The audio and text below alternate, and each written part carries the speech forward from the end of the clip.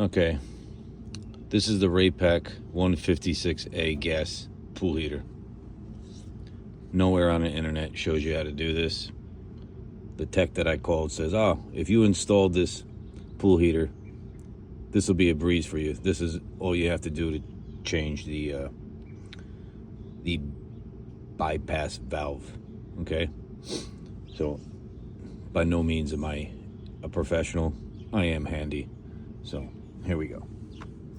Once you get to this point where you take off that cover there, it's like 10 screws, 4 screws to take off this plate cover here. You have to access this. All right, that is part of your heat exchanger.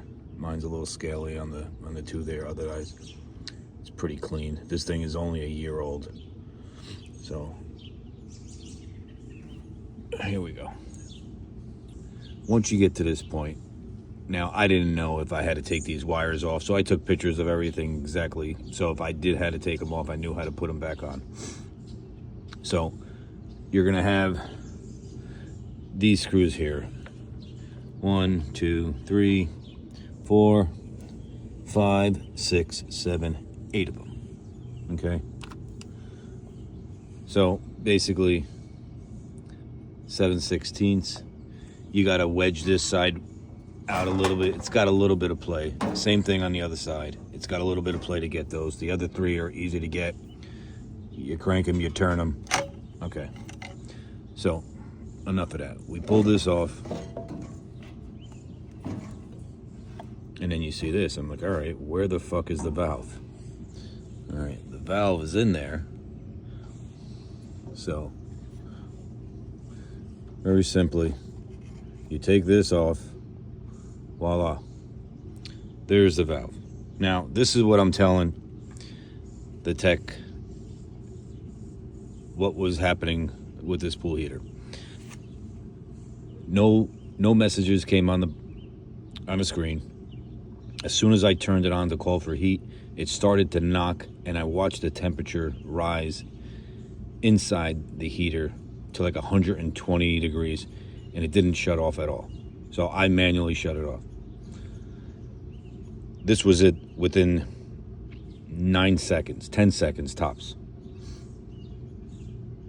I said, no error message. He says, sounds like your valve. So there's the valve. Here's the replacement. The replacement doesn't come like this. It comes like this. Basically. Hold on. I'm trying to do this one hand here. You got this piece, which is, there you go, right there. Obviously, that's going to come out, slide right into the groove. This part is going to come right in.